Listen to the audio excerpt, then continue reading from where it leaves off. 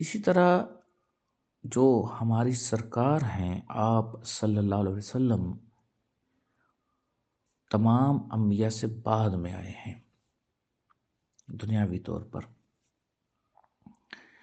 کسی بھی نبی کے بارے میں یہ نہیں کہا گیا آپ صلی اللہ علیہ وسلم کے علاوہ کہ کوئی اور نبی رحمت للعالمین ہے۔ اور جب اللہ نے عالمین کی بات کہی ہے، لوگ مختلف قسموں کو یہاں پر اپنی اپنی رائے رکھتے ہیں، اور میں حیران ہوتا ہوں کہ اللہ نے اپنے آپ کو عالمین کا رب کہا۔ جہاں جہاں کوئی بھی عالم ہے اس کا رب اللہ ہے، ایسے ہی آپ صلی اللہ علیہ وسلم کو رحمت للعالمین کہا۔ جہاں جہاں کوئی عالم ہے آپ صلی اللہ علیہ وسلم اس کے لیے رحمت ہے۔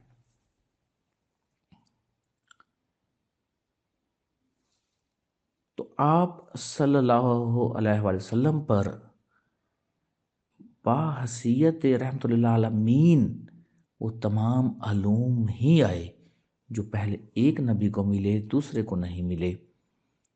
تو آپ صلی اللہ علیہ وسلم پر پرفیکشن ہو گئی۔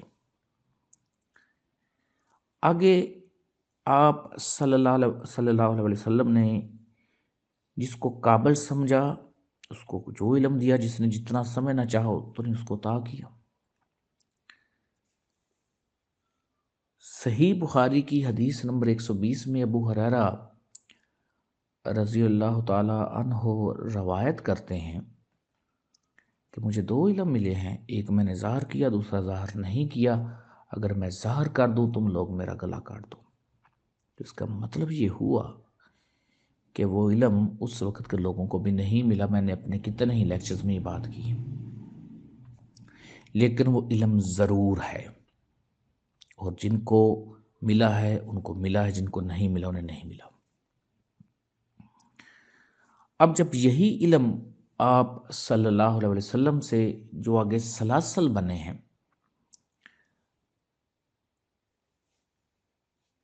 وہ سلاسل کسی نہ کسی صحابی پر جاتے ہیں، اور ہر صحابی کا جو علم ہے وہ بیسکلی آپ صلی اللہ علیہ وسلم کی طرف سے عطا کرتا ہے۔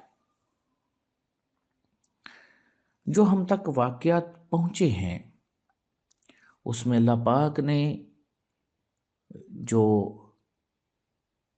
فتح مکہ سے پہلے کے جو لوگ ہیں اور اس سے پہلے جو ہجرت کے لوگ ہیں ان کے درمیان تقسیم کی ہے کہ جو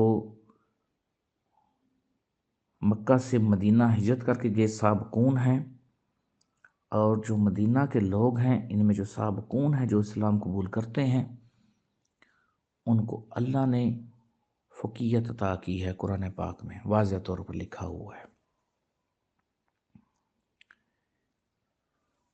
تو جو سلسلہ علیہ چشتی صابری ہے، بیسکلی وہ حضرت علی کرم اللہ وجہہ کو جو معرفت عطا ہوئی ہے، معرفت علم نور جو بھی منتقل ہوا، آگے حضرت علی کرم اللہ وجہہ نے امام حسن بصری رحمۃ اللہ علیہ کو جو بھی عطا کیا، پھر آگے یہ نور اور علم کا سلسلہ آگے آتا رہا ہے سٹیپ بائی سٹیپ۔ اور فی زمانہ میں اپنے کتنے لیکچرز میں یہ بات کر چکا ہوں کہ اس وقت آپ لوگوں نے جو بھی سیکھا ہے، اپنی زبان کہہ لیں، آپ کا کوئی علم کہہ لیں، وہ آپ نے کسی موجودہ زندہ انسان سے پہلے سیکھا، پھر دوسری کتابوں سے سیکھا، پھر اپنے شعور سے سیکھا، اپنے ماحول سے سیکھا۔ جس دن آپ پیدا ہوئے تو آپ تو کچھ بھی نہیں بول سکتے تھے، کیا الفاظ تھے آپ کے؟ کوئی بھی الفاظ نہیں تھے۔ آپ کو کن باتوں کا علم تھا؟ آپ کے سامنے بچے ہوتے ہیں، انہیں کس بات کا علم ہوتا ہے؟ ودن ٹائم وہ سیکھتے ہیں۔ تو ہر انسان موجودہ کسی نہ کسی موجودہ انسان کا محتاج ہوتا ہے کسی بھی چیز کو شروع میں سیکھنے کے لیے، پھر اس کا اپنا ذاتی ایکسپیرینس اور شعور ہوتا ہے جو اس کو آگے اس کی رہنمائی کرتا ہے۔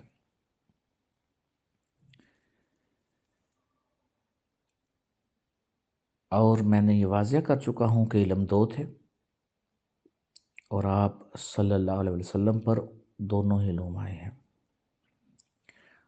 آگے کچھ علوم جس میں جتنی صلاحیت اتنے سیکھیں۔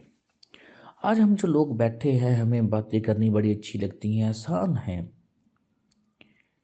لیکن کیا فی وقت ہم کسی ناانصافی پر کو بہت بڑا سٹینڈ لے پاتے ہیں؟ آپ واقعہ پڑھتے ہیں کہ جب آپ صلی اللہ علیہ وسلم نے دعوت کی ہے اپنے خاندان کی،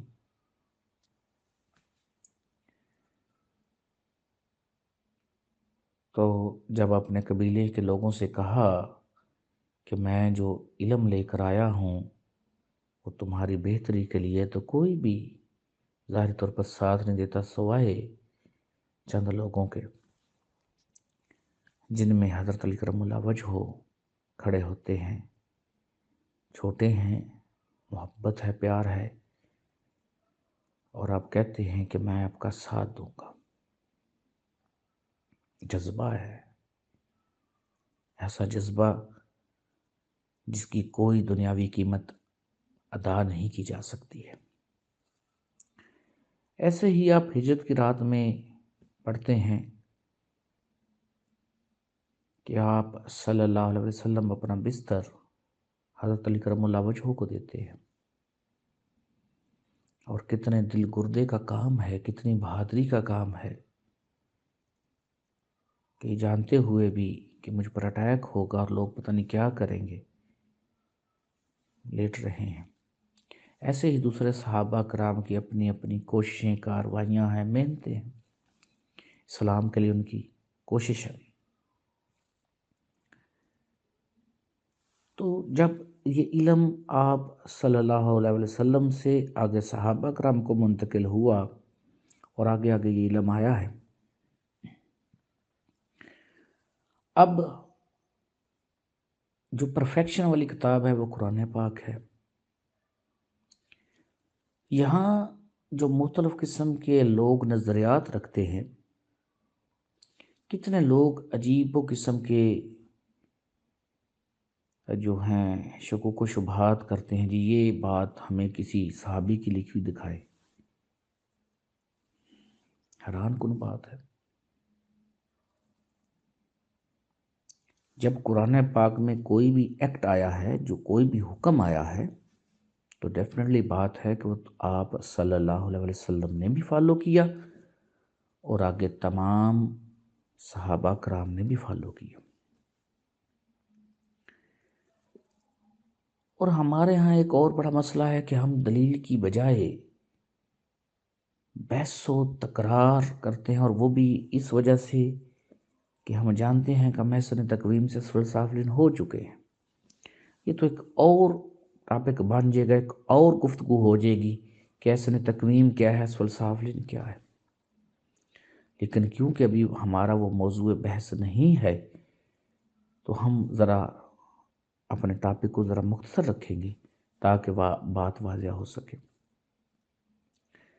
تو جو آگے اب علم آ چکا ہے اس کی کچھ، جیسے کہ میں نے پہلے کہا، کچھ اقسام بنی۔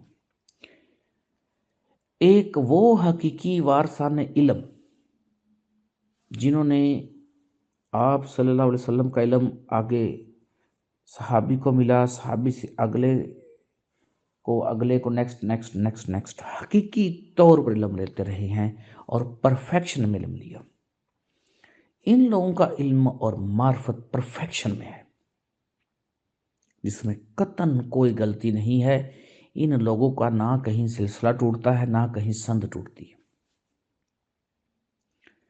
اور پھر جنہوں نے حقیقی طور پر ایکسپیرینس کیا وہ سارے کا سارا علم، یہ لوگ حقیقی طور پر وارثان علم ہے، حقیقی ولی اللہ۔ اب دوسرے لوگ بھی جنہوں نے تھوڑا سا تو علم لیا، سلسلے سے منسلک تو ہوئے، لیکن تھوڑا سا لیا جتنا لے سکتے تھے، پرفیکشن حاصل نہیں کی ہے، لیکن جتنا ہے اتنا ہے ان کے پاس علم۔ تیسرا جو فریق بنا ہے، جو کہ کسی نے اگر پرفیکشن حاصل کی اپنے دور میں، کسی بھی ولی اللہ نے، اس نے جو کتاب لکھی ان کتابوں کو پڑھتے ہیں، تو کتابوں سے ہمیں ایک راستہ ضرور ملتا ہے، یہاں پھر دو لوگ گروپ بن جاتے ہیں۔ پرابلم یہ ہے کہ مختلف قسم کے نظریات لوگ رکھتے ہیں، تو ایک بندہ اگر ایک نظریات کا ہے، سب کے نظریات ایک ہوں تو بات کہی جا سکتی ہے، لیکن جب اتنے زیادہ نظریات ہوں، اتنے زیادہ خیالات ہوں، تو آپ کو مختلف طرزوں میں ہی بات سمجھانی پڑتی ہے۔